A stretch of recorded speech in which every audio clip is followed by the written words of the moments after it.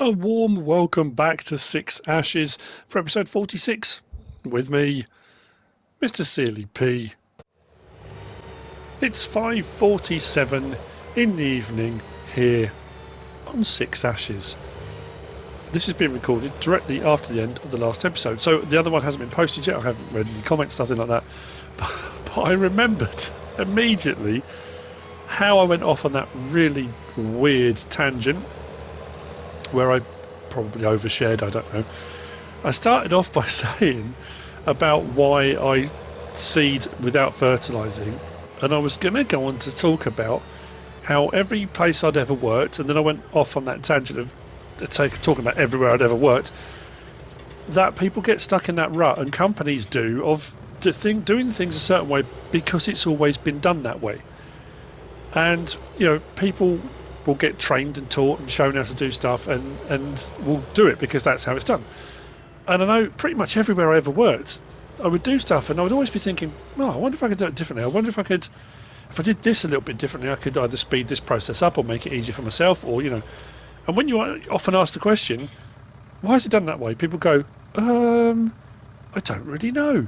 It's just always been done that way. It's funny, isn't it, how that happens? Anyway, so that was all I was going to say. That tiny little bit, and that entire, what was it, 20-minute chat came off the back of that. Anyway, I went over to CJ Farms, grabbed the Berkman trailer because I need to get pig food. We are on the cusp of field 71 has got oats in. We've got corn in field 1 that's almost ready to harvest. There's a few bits and bobs knocking around. And our pigs, I've run out of pig food. So tomorrow we're going to be looking a little bit ropey. I'm going to need, we've got wheat, we've got tons of wheat, that's not a problem. Soybean, canola or sunflower is going to be the issue. Corn, I've got the small corn field, that won't last very long, but there'll be a little bit of corn to carry on feeding them. So I need some pig food. So I'm going to buy some just to tide me over. We are going to get some of the Quiet Hitman variety under pallets, if you have it installed, of course. The premium pig food pallet, that's what we want. Perfectly balanced and freshly mixed pig food pellets or potatoes, which we did use. Now, I'm not bothered about wrap. We go for a double, 2,550 for 4,200 litres. That's not too bad. I'm going to buy 2 of those just to tide me over. That should do. And then what will happen, I'll take these back, I'll feed the pigs, and then I'll see you tomorrow, day 2, early summer, and then we should get that mowing done. Potentially we'll have some more crops to do. I just want to get a few of those jobs done while I wait on my visa. I don't actually need to lower that down. Look, smock farmer, I've got pallet forks. I got them for doing that refillable pallet that I had the pig food stored in. I needed pallet forks for that to work properly, so I did. So I thought, you know what, rather than use the big bag handler, this is just for you. I don't do this for everyone. I don't normally do it at all anyway.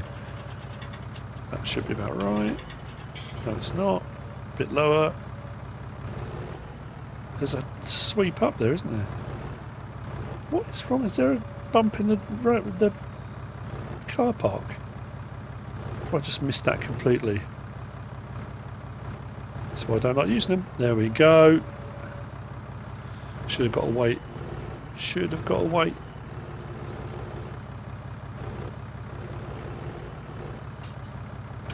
Small inputs, big movements. That's what I was taught. Go on, go on. You can get over that lip. You can do it.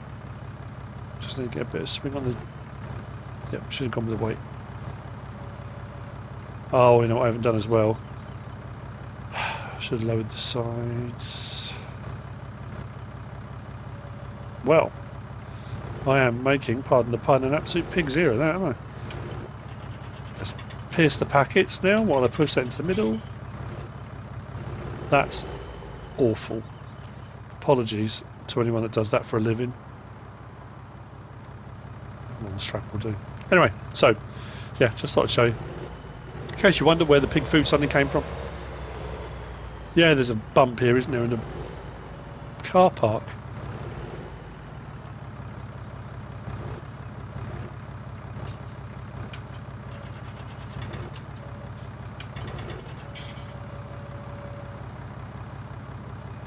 Ooh.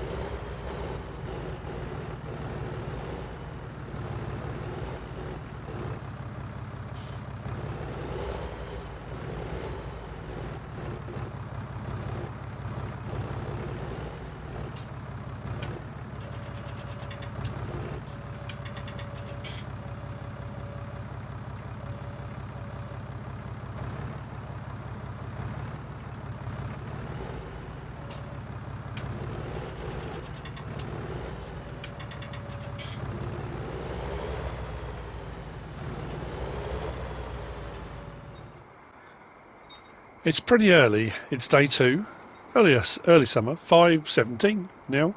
I was just over checking on the chickens. We've got 3 full egg boxes. We've got 1 on the go. We've got 1 that's partly filled over the other side. They're good.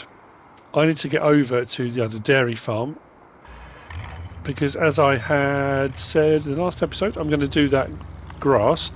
I've got a load of grass fields over here as well.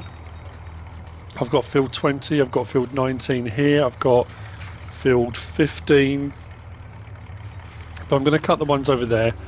A few people suggested doing silage, but in all honesty, I can silage, not silage, hay.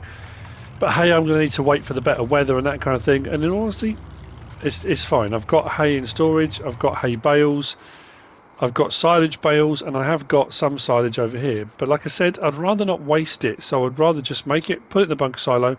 If I then want to take it and sell it, I can. If I want to use it for something else. Now, on the topic of silage, I have got some here.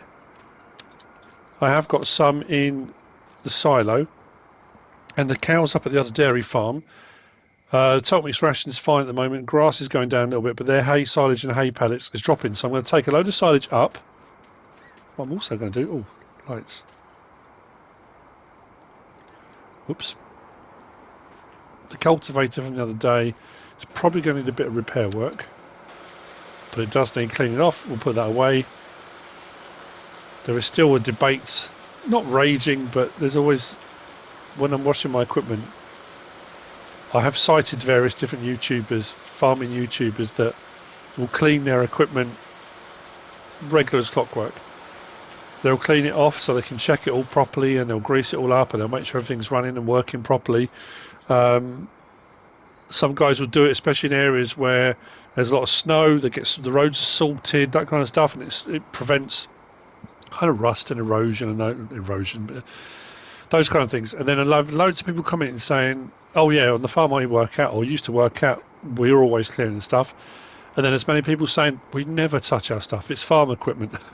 We never clean it. We never wash it. We'll grease the bits that need to be greased, and it just gets put over to one side. We don't put stuff inside buildings. We leave it out.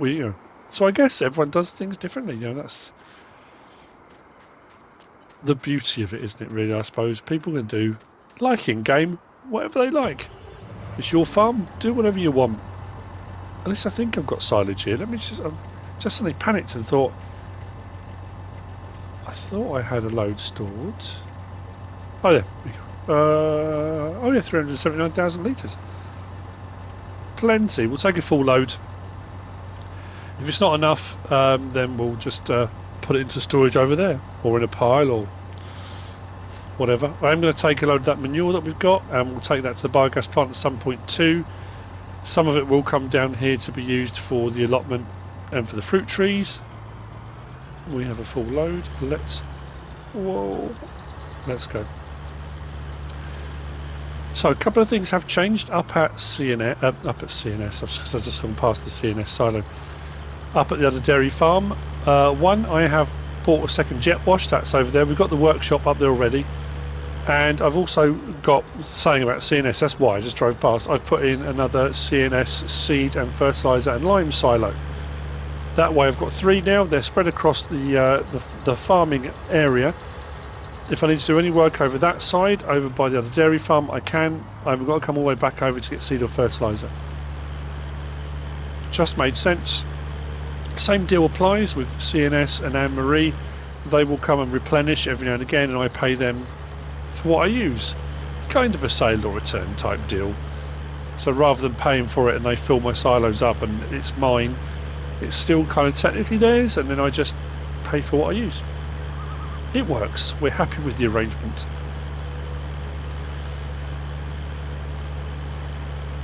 Still no word on the visa. It's being processed is all I've been told.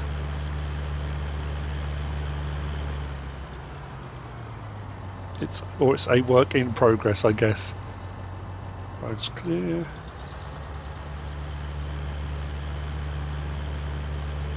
It's not too far to drive on the scheme of things.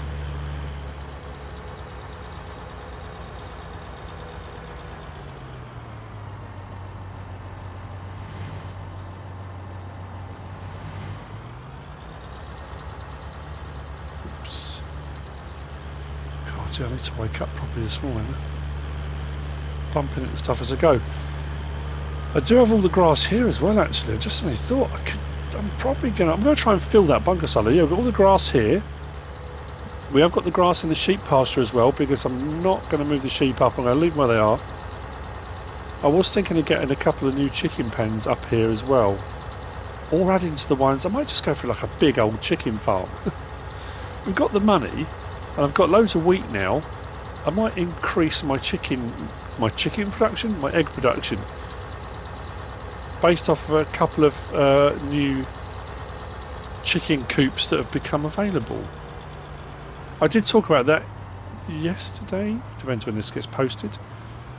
But I was thinking about it, and I was going to replace the one I've got, but I don't want to replace the one I've got. I might just add to it. That would make sense. The sun is coming up. We're getting there. I'm probably going to need to lease a loading wagon or get the milling machine. What should I do? I think as well what I'm going to do, rather than try and go through the tight bit of the yard, let's swing around here.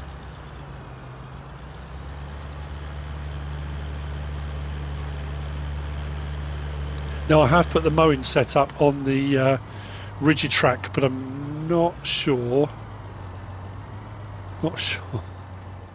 how well that's going to work. Oh, I've left these open again.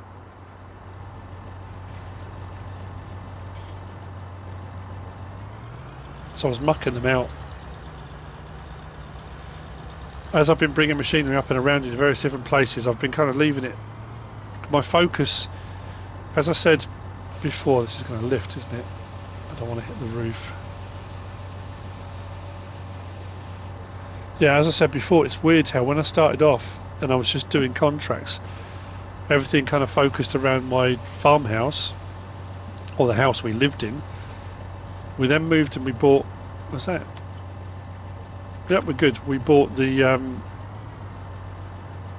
pig farm, and everything was focused around the pig farm and the work we were doing there. We bought CJ, and then everything kind of shifted, and I was going backwards and forwards to the pig farm to do the work, but everything was focused around CJ. And now we're up here. We've got fields that are almost ready to harvest. The grass is going to be done up here. The focus shifts now up here to the Udder Dairy Farm.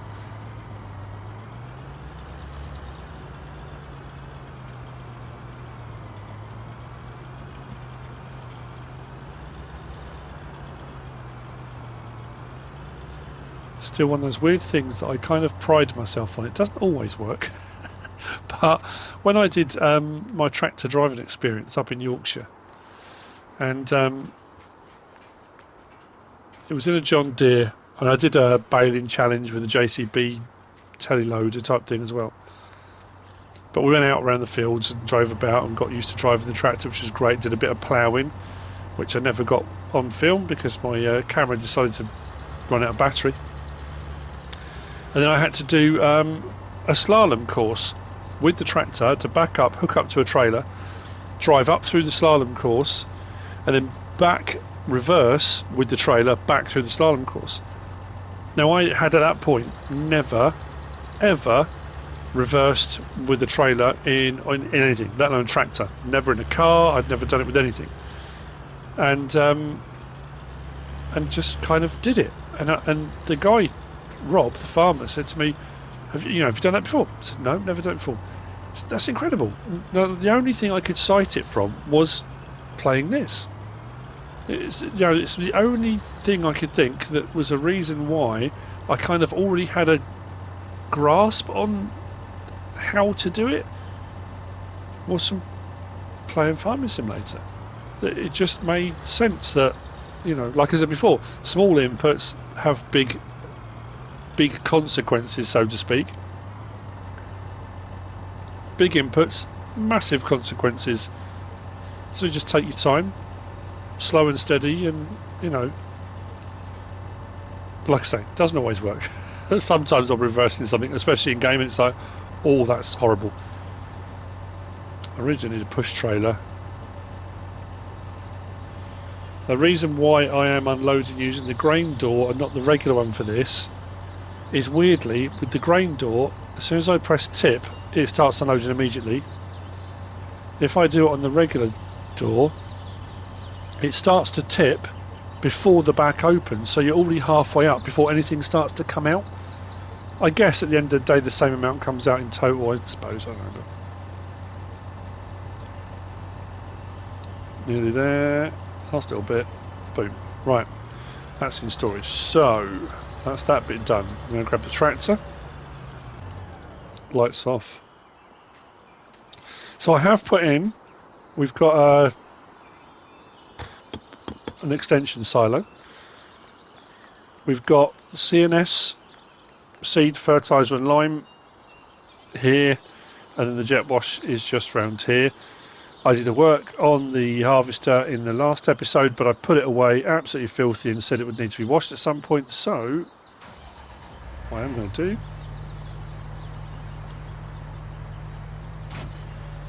is, now I've got it, this is a lot narrower than I recall it being when I came in originally.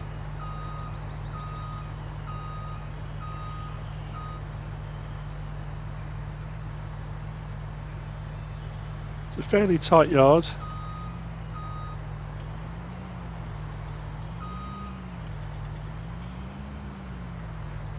I do still get the odd comment here and there, which I always find quite interesting, from people overseas, and not just the US. There are lots of countries where there's like loads of space, where the countries are vast, and I suppose in the UK we just get kind of used to pretty much, tip to tip is like 900 and something miles. Then you've got the Outer Hebrides and the islands up the top of Scotland, and various different bits off the actual main bulk of Great Britain. But countries that are thousands and thousands of miles across and huge open expanses, it does still make me smile when I get a comment.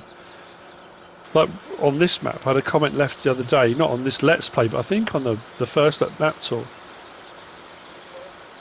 There was a lot of bad language used in it, but basically saying it's rubbish, it's awful, the roads are too narrow, there are hedges everywhere, the gates are really tight, you can't get in and out of everything, it's rubbish. Like in some way it's contrived and made up. This is how most of Britain is. We do have some open roads, we do have motorways, and we do have like A roads and stuff like that, but a lot of our country is made up of this. It's hedges and lanes and little villages, and that's Britain's not a made-up place. It does exist. I can understand why people don't like the maps necessarily in game, but it always strikes me as a bit puzzling. Anyway, that being said, that's that done. We're rocking and rolling through the jobs.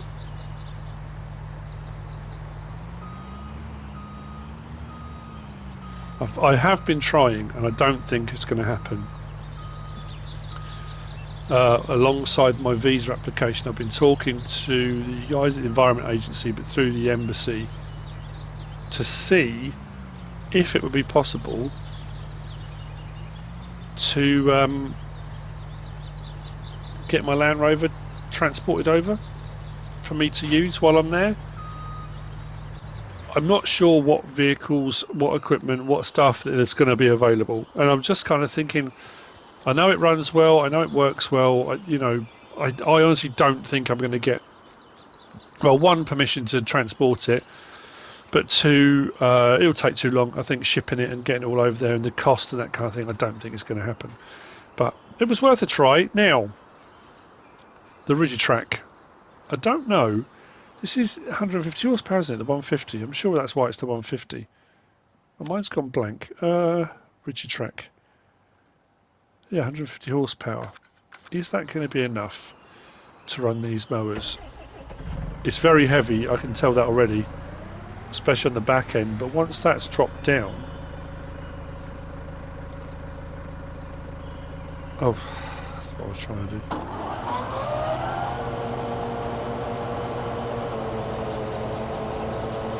Alright, let's go to the back.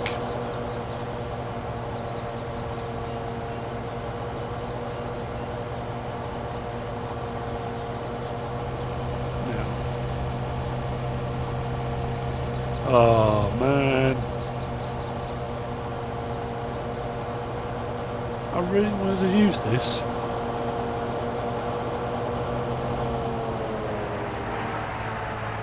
I did think that would be the case. Now it doesn't run at all. Okay, let's drop that off. That was, oh no. That was one of the things that was mentioned when I talked about what potentially would come and what do people want to see moving forward. And one of the things a few people commented to say was they wanted to see the grass destruction back again that we had before, whereas if you drove over the grass it kind of took it back a stage or whatever. I'm in two minds over that. I do get that. If I drove over the grass, it would flatten in two rows where I'm driving, but it would flatten it.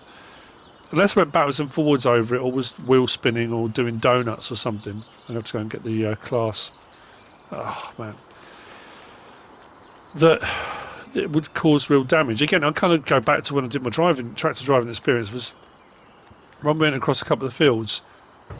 And it hadn't even dawned on me. I just thought, in my head, I thought, I better follow the track that was there before, because the farmer's not going to want me driving all over, And he said straight away, we came across this grass field for the second time we were driving round. It's all come off of this bit and go across over to the left out of the way.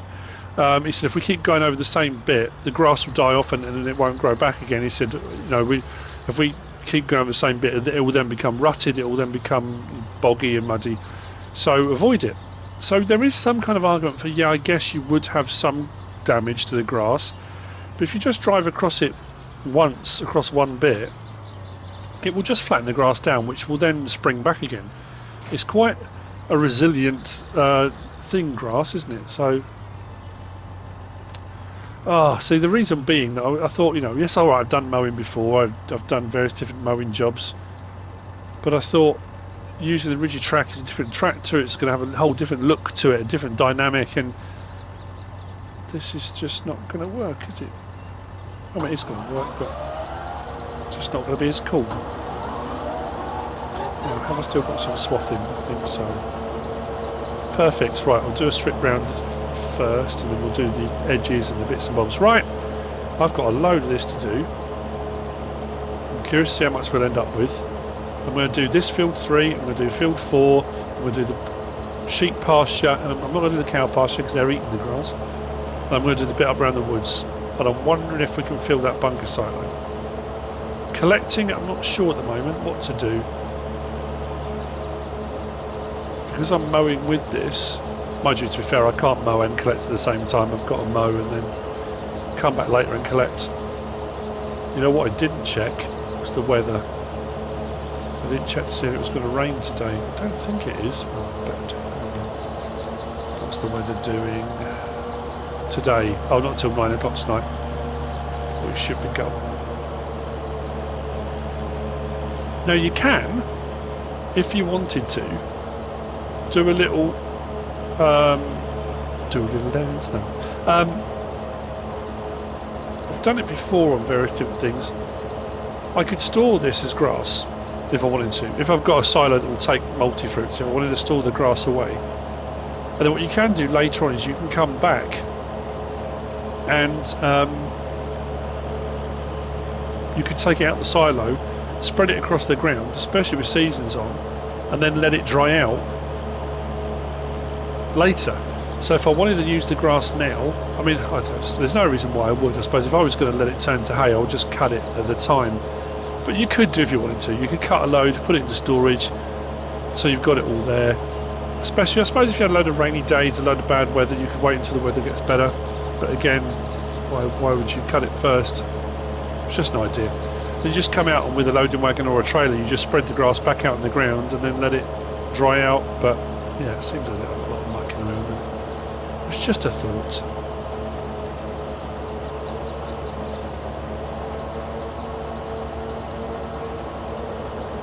Now, remembering, of course, I'm on seasons. Because one of the comments, when I mentioned doing this in the last episode, one of the comments was, I don't know why you're bothering to do that. I think it was, why don't you just silage bale it? And then you've got instant silage bales. Well, you haven't. Because on seasons, they still ferment. Normally, if you do a silage bale, if you put stuff into a silage clamp or a bunker silo normally, in the normal game, it needs to be covered, compacted, covered, and it ferments. If you do silage bales, they are instant silage bales as soon as you wrap them. So that's the quick way of getting silage, is to wrap bales. On seasons, whether you put it in a bunker silo or you wrap bales, they still need to ferment. So it's, regardless, either way round, you've still got to wait until they're ready. So I was just curious to see, as well, with that bunker silo, how much I would get.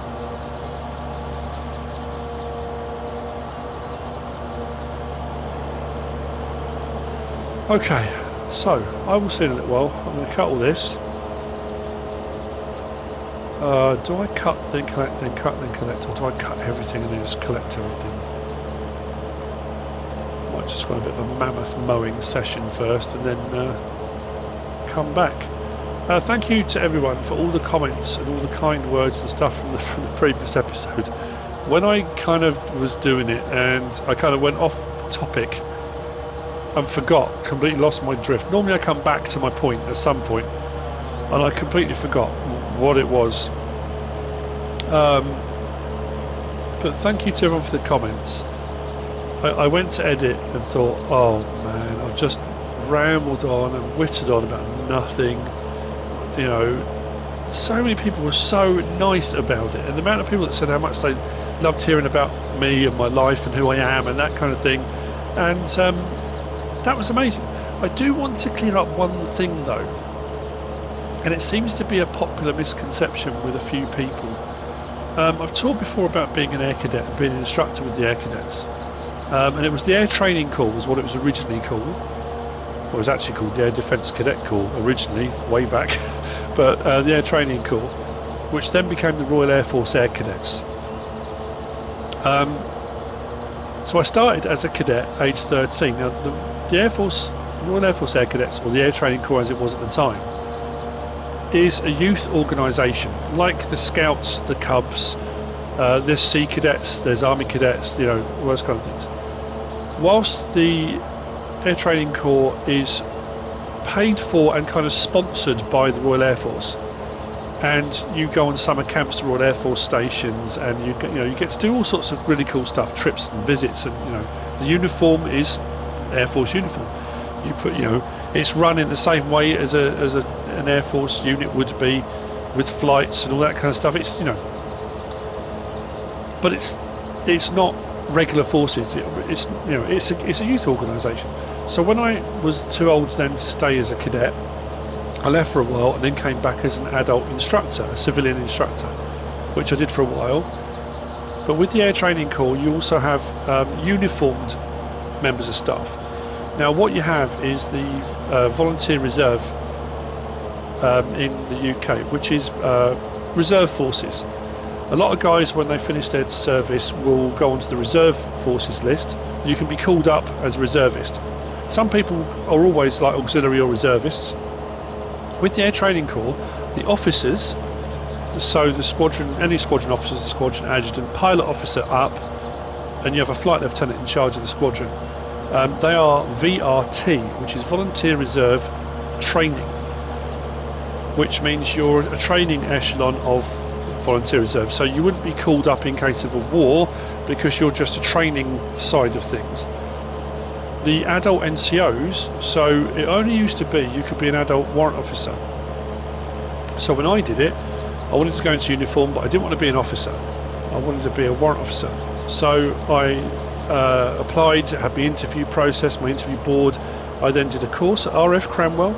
I did a warrant officer course, a condensed course, admittedly, and I was an adult warrant officer in the Air Training Corps in the Royal Air Force Air Cadets. Now you can have adult sergeant, adult flight sergeant, and then adult warrant officer. They added the extra ranks in, which wasn't when I was a younger man, let's just say that. So I was never a serving, I never was in the armed forces per se. I was in the I think a lot of people thought I was in the Royal Air Force. I wasn't. I was in the cadet forces. For someone messaged the other day when I talked about all my different jobs and said, "Oh, you didn't talk about your military career." It wasn't. I wasn't in the military. But you know, I suppose still right from the offset, I was an instructor and then an adult warrant officer. I taught drill. I was in charge of squadron discipline and all sorts of stuff you're responsible for. But I suppose I was teaching right from then. When I was an instructor, that was the whole point. Even before I then went into sort of teaching. Yeah, hadn't really ever thought about it like that. So I suppose, yeah, that's a big chunk of my life. It was. I still hold that up as one of the biggest influences on who I am and why I am the way I am. Being a young impressionable kid from the age of 13 years old, and it was strict. So when I was a cadet, when I started in the Air Training Corps, it's nowhere near as strict as now as it used to be. I controversially or not, when I went back as an instructor when my daughters turned 13, my twins turned 13 and decided, "Dad, we want to join the Air Training Corps," I was over the moon. So that's fantastic. So I took them back. They asked me if I would come back as the instructor again, which I did, and I absolutely loved every minute of it. But it was vastly different. It had become more of a youth club. The kind of strict rules and discipline stuff had gone out the window because we were in a bit of a, and again I apologise to anyone that may be offended by this, that we're in a bit of a snowflake generation. You know, there were things and rules and things that within the military are, you know, it's the way things are done. But I suppose in civilian life and with a youth organisation, you've got people that would just complain about everything, and then you've got people who find everything unfair. Like, you know, you'd have promotions. Sorry, I'm doing it again. You'd have promotions boards. So you'd have adult NCOs, but the cadets had NCOs as well. So you had corporal, sergeant, flight sergeant, cadet warrant officer. That's why it's adult warrant officer. You had a cadet warrant officer and an adult warrant officer. And you used to have promotions boards. Now on some squadrons, the flight lieutenant in charge of the squadron would just promote people. They would just decide, this person's done a fantastic job, you know, Johnny on the spot, always keen, eager, enthusiastic, you know, great with, you know, what they're doing, I'm going to promote them. A lot of squadrons had promotions boards, like the RF did, I'm sure they still do. And you sat aboard, and on our squadron we would have a drill test. So you'd have a group of cadets, and the people that were doing the interview process would have to take control of the squad, run through a short drill sequence just to see how they were at teaching drill, taking drill, that kind of thing. There would be an interview process, and there'd be a couple of other sort of bits of, there'd be a leadership task. You would do what they call command tasks or leadership tasks.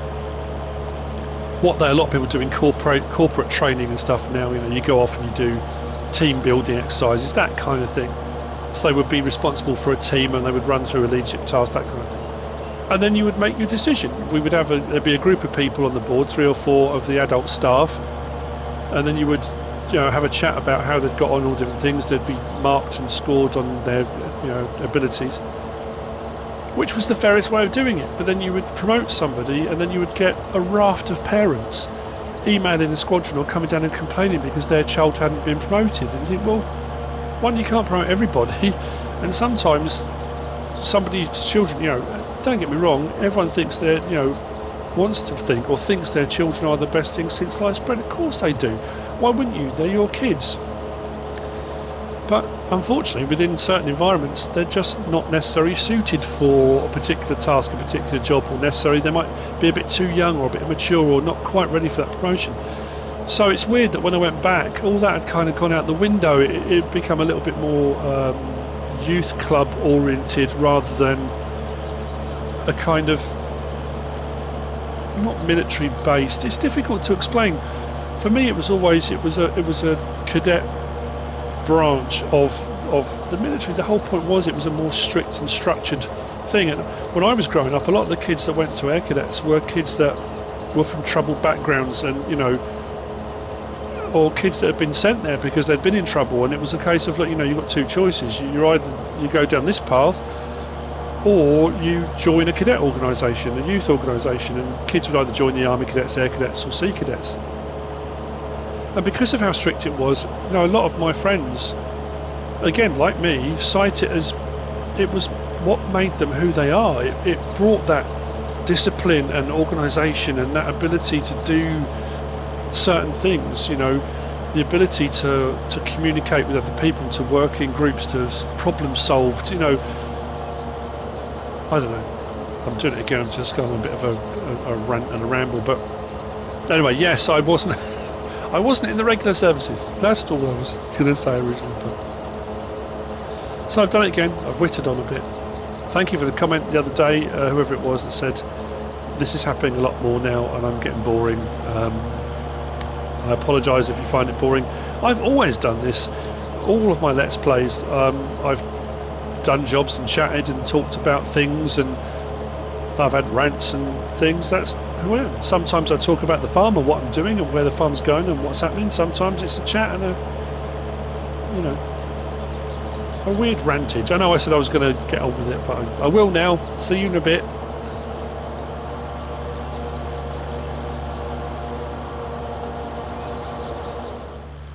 I may have bitten off more than I can chew. It's a lot more grass than I thought it was going to be. 4 fields, it was always going to be a lot. I decided, I'm not going to go for the milling machine. I've got the Scootermaker Rapide 8400, 56,000 litre capacity, I think it is. Let's do this properly. The milling machine works brilliantly. And I thought, rather than spending out money leasing something bigger, the milling machine would have been cheap to lease. I've got a nearly 40,000 litre trailer, but I thought, no, let's get this and let's get it done. I honestly thought some of my fields would be ready to harvest today. I thought 71 definitely would be, and probably 1 with the corn, but no. What I might have to do, depending on when my visa comes through, I might have to head off and either rely on other people to get the harvest in or come back for harvest, maybe. I don't know. Potentially. So I'm just wondering, with what I've got on these 4 fields, so this one, that one, sheep, pasture and all around the woodland, I didn't realise how much woodland is there, but how much grass was there. I thought it was far more woodland than grass, but there's a lot of grass up there. So we shall see. And we're getting quite a lot. It'd be amazing if we could fill that silo.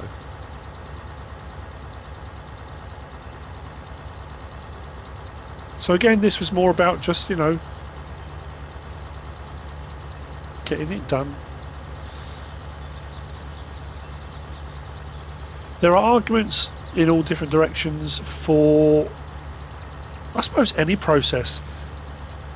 Anything you do, and I always kind of stipulate, you know, look, I'm doing it this way, but there are multiple ways of doing X, Y, Z, whatever it might be, whatever job it is. There are so many different ways with so many different bits of equipment. And the same with, you know, we can rationalise most things in any way to fit the way we're thinking. So yeah, there are a whole number of different ways these processes can be done, and a whole different number of reasons why we might do it a certain way. Would it have been better to bale? Would it have been better to turn it to hay? Would it, you know, do I need hay? I've got hay. Do I need silage? Not really. I don't. It's not that I need the silage. This is the only trouble with this. I know I've said it quite a few times before, but the Xerion, when it reaches that point, it just tends to slide forwards rather than actually turn. I'm just going a little bit too tight on the turning angle, I think. Yeah, you know, I don't need silage, but of silage and hay, if I was going to make all 4 fields into one of those, I can make more money selling silage than I can hay. Yes, I can use hay towards total mixed ration, which I guess technically I could sell the total mixed ration, especially here on 6 ashes, but I just thought at least it's there as a backup. You know, I've got my wood chipping. I can sell TMR here at 6 ashes. I can sell, you know, on any map I can, well, as long as it's got one, I can sell my silage at the biogas plant. So I can make more money off these fields from silage than I can from hay. But again, you know, it depends what you need. I just keep thinking back to when we started off, that first year when I went round cutting the grass round all the verges, round all, you know, all the any spare bit of grass I could find, because I just didn't have the money to buy fields, and I needed hay, and I needed, you know, we've come such a long way since then. Nearly there for the first load. There we go, 56,500.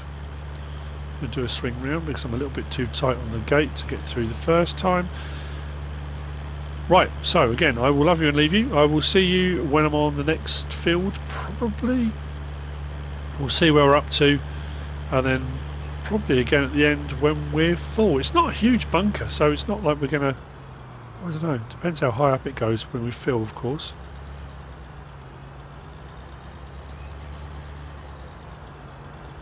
Let's see how we're looking. Oh, the cows have done that. It's weird how the animals seem to randomly do it. The sheep did it the other day, now it's the cows. Pigs did it. They're all one breed, but they've mixed up again. Actually, it's a lot wider than I thought. Okay, maybe we won't fill it. We'll certainly give it a good go.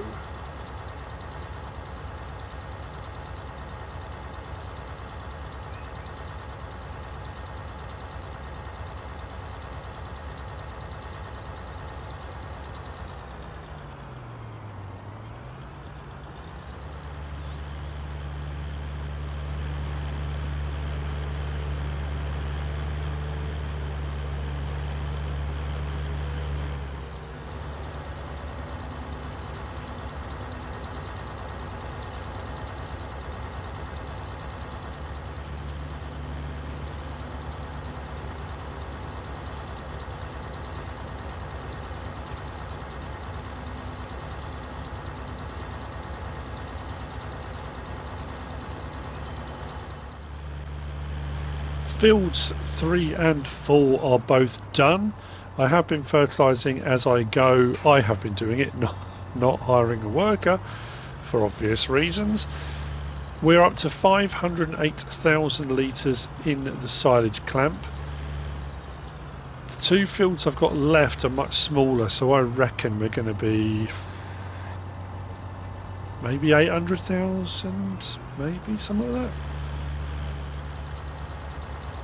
I was watching the Grassmen the other day, in addition to, you know, like I said, any downtime I get I watch bits and bobs here and there. Sometimes when videos are rendering or I'm editing, I'll be watching Tom Pemberton or the Millennial Farmer or How Farmers Work, or, you know, so many other different channels. But I was watching the Grassmen, and they were testing out a prototype loading wagon.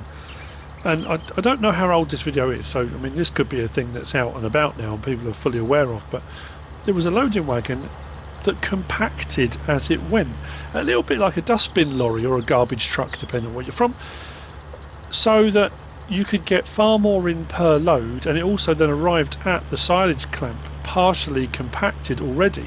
So as you're loading, like I'm loading now, when it got to a certain point it would squash up, compact it all, and then they would go again, so you could get far more in per load, which means less runs backwards and forwards, less fuel, all that kind of thing, but also then reduced on the amount of compaction that was required at the other end, because once it was unloaded it was already partially compacted. It's a brilliant idea, such a clever thing.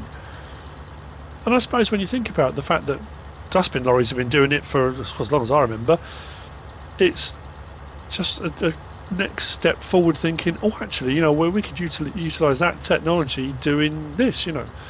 But anyway, so as I said, I told you I'd catch up with you when we were at this point.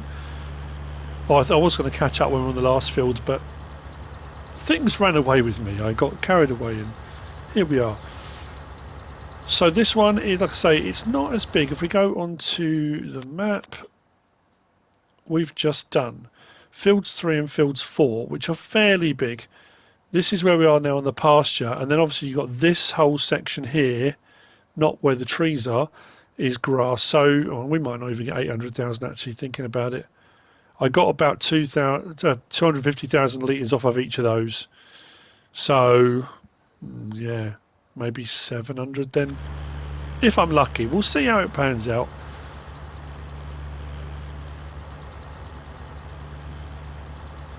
Still keeping my fingers crossed that at some point, you know, when you have the different crop cycles and you sort of tip over past a certain time and certain crops do certain things, that maybe we'll get another field pop up ready to harvest, but maybe not. See you in a bit.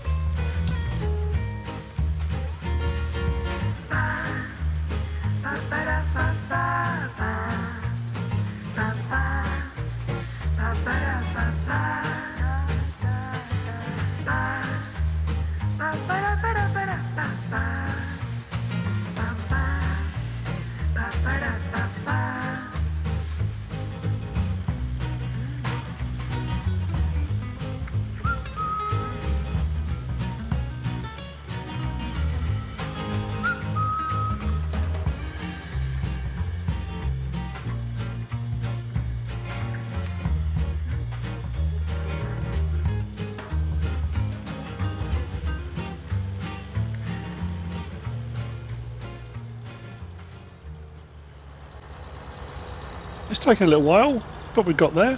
It's now, what time is it? 240. Oh, there you go, 240.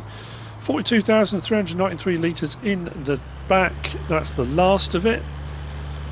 I haven't checked the bunker silo since I started on the forested meadow.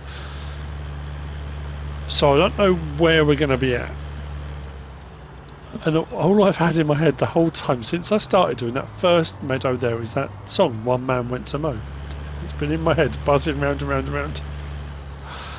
Oh dearie me. To the point where I actually looked up online the lyrics because I was in my head singing bits and thinking, I remember as a kid can't remember where we went now. We were on some trip somewhere on the coach, and it was being sung, and and then they start singing it in the round, so people start different bits. So when I looked up online, the lyrics were different in that initially it's a counting song, isn't it? One man went to mow, one man and his dog went to mow a meadow, then it's two men went to mow, and you count down.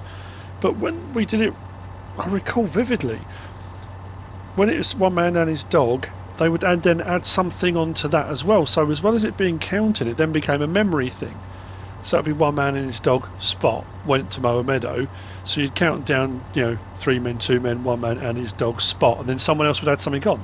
So I think it was like, and a bottle of pop and a, ham baguette and, whatever it was. And then you get people chucking in really weird things that would make everyone laugh, and you had to kind of remember them as you went. There you go, another one of those little trips down memory lane. That's just been stuck in my head the entire time I've been doing this. One man went to mow. Ah, dear. Anyway, this silo holds a lot more than I thought it was going to. But that's no bad thing. What are we guessing? I reckon we could. I'm just thinking what we've been bringing back. 56,000 litre loads. We might have gone past 800,000, Because I got I actually, in all honesty, got way more off of the forested meadow than I thought I was going to. Because I think the actual PDA map shows it a lot worse than it actually is on the ground. Okay, that's it. Now just comes the fun part of compacting all of that before I blanket it. But so what do we reckon? Let's open that up. Oh, 831. 831,888 litres. This will easily take 1 million, won't it? Another 200,000. Yeah, probably about 1 million, I guess, once it comes out. Good thing is, with it being back like that and I compact it, it shouldn't spill too far out the front. So it shouldn't. We'll see. I'm going to check one more time on contracts. So I'm still not getting any harvest contracts. There's loads of fields, although they're not showing that they're ready to harvest. But what I'm going to do as well is check the... no, that's the window I want. I suppose the point being, there's me saying, I haven't got any fields to harvest. The only thing that is in the harvest window that's in yellow at the moment is wheat, which I've already done. So it's not going to be until tomorrow. Why did I not check this before? My mind's just... yeah, tomorrow, day 3, is when our, wheat, there'll be barley, oats will be, canola will be. But then potentially we're not going to be right the way around until it will be autumn, start of autumn. Any of the others will. All good.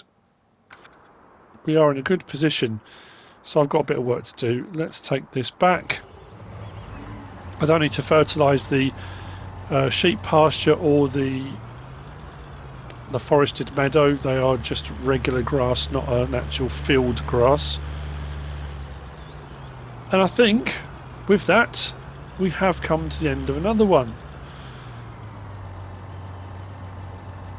Apologies if people are bored with what I'm doing now. Like I've said before, there are some episodes where you're just getting on with the day-to-day, getting a few jobs done, getting a few things done here and there.